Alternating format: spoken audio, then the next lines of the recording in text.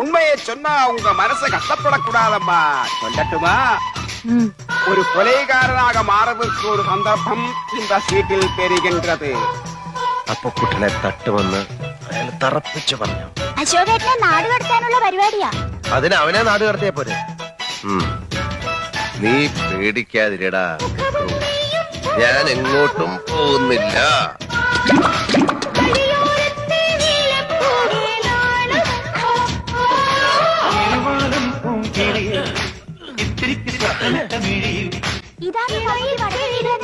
വടക്കൻ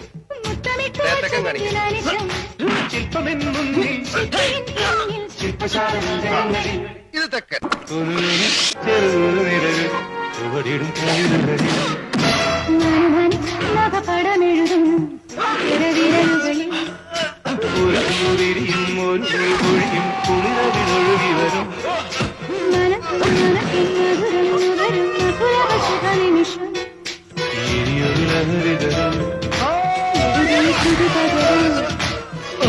ശിഖരികൾ